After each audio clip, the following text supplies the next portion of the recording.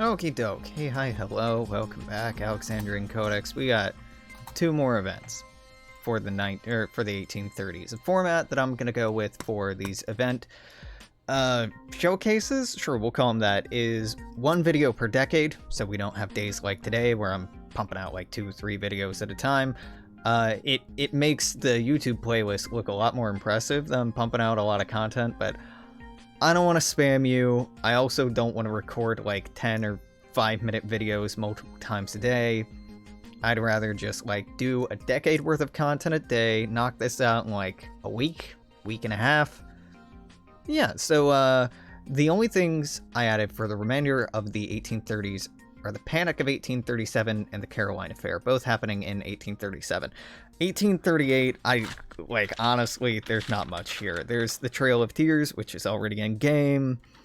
There's the fucking Pastry War, which I'm not going to get into. It's not worth it. There's Mormons being forced back and forth between states, which is kind of funny, but, literally not worth putting into a game, because the Mormons just get moved from Illinois to Missouri to, Illinois again. 1839... The Amistad Rebellion's already in game. There's a fire in Mobile, Alabama, which I could put in, but at this point, doing the math and being 300 events, let's be a bit more picky, a little less liberal with how many of these I'm implementing. There's the Aroostook War, which is basically this border dispute,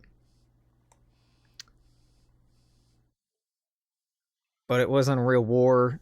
No one got hurt. Militias, made fun of each other across the border and, sized each other up, but no shots were ever fired in anger, so that didn't really feel worth including. People did die of disease and injury and accidents, but not from the other party. It was all self-inflicted. Yeah, that's really it. Not much here. A bunch of universities being founded, but if we're going to have an event for every fucking university ever founded, we're going to get a lot of free research points, which are totally unnecessary. Anyway, first up is the Panic of 1837. The Panic of 1837 was a financial crisis in the United States. It touched off a major depression to last until the mid-1840s. At the time, it was referred to as the Great Depression. Speculative lending practices, a sharp decline in cotton prices, a collapsing land bubble, international bullion flow, and restrictive British lending policies were all contributing factors. Thousands would lose their jobs, and deflation of both wages and prices would remain widespread for the better part of a decade. So you can either blame Jackson, making the United States a little bit more liberal, or you can say that greedy businesses are to blame, obfuscating Jackson's policies' impact, which were largely to blame, and instead get conservative support. Either way, you get the 1837 Panic modifier, which is a toned-down version of the Great Depression modifier. The 1837 Panic did last until the mid-1840s, though there's some evidence that some partial recovery happened as early as 1838. I have this last 2 years because that's how long the Great Depression modifier lasts, and I felt like I couldn't rightfully make this one last longer than that one. So yeah, this'll, put a thorn in your economy early on, which is good, because this was a huge thing at the time. And then we have the Caroline Affair. On December 29th, 1837, a loyalist Canadian militia crossed the Niagara River in pursuit of Canadian revolutionaries led by William Mackenzie. The ship Caroline, which had been used by Canadian rebels to flee Canada, was set aflame and adrift. Shots were exchanged with Canadian Loyalist militia, leading to the death of an African-American watchkeeper by the name of Amos DeFree, whose body would be exhibited in front of a recruiting tavern in Buffalo, New York. This event would go on to form the basis of the modern Caroline Test's customary international law, stating that the necessity for preemptive self-defense must be instant, overwhelming, and leaving no choice of means and no moment for deliberation. You can either... Come on, man. Come on.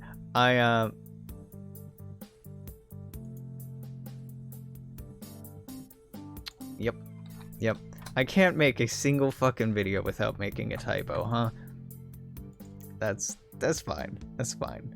So just, you know, you're human, Alex. You make mistakes. You can either have the president file a formal protest to London, which is historically what happened. This paves the way for the Webster-Ashburton Treaty. I don't have that reliant on this event. I thought about it, but there were separate enough incidents, and I'll get into why. Or you can say, what's the flavor text for this? Redcoats on American soil, this means war. And that will give you a release puppet, Casus Belli on the United Kingdom. Now, I couldn't make it specifically Canada, I think. Maybe I could. I didn't. Either way, make it specifically Canada, though you should use it on Canada. Here, you gain infamy relation with the United Kingdom dips, and 5% instead of 1% of the US population becomes in favor of jingoism. I didn't want to make this decision, filing a formal protest in London, a contingent part of the Webster-Ashburton Treaty, because basically, if you go to war, go ahead and puppet Canada, then you'll annex Canada.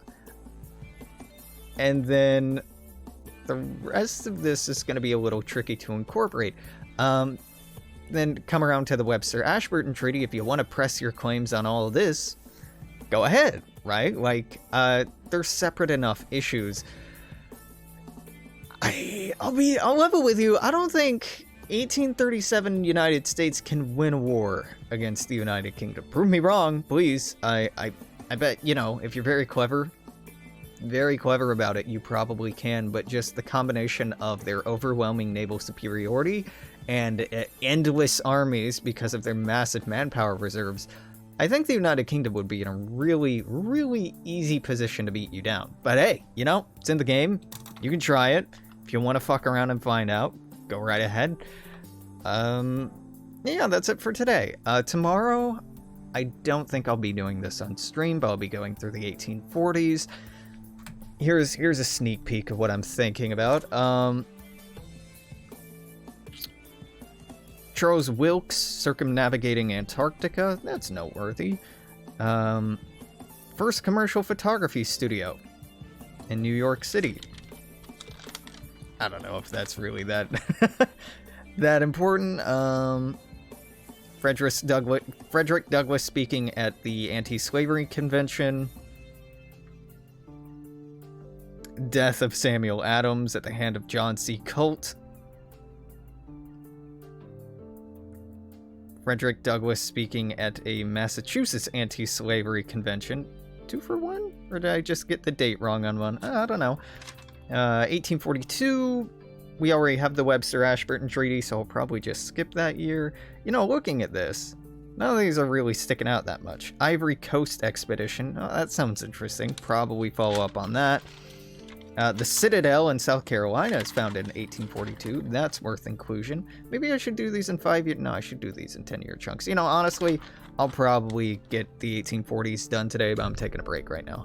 Until later, I'm going to say toodaloo, take care, see you then, bye-bye.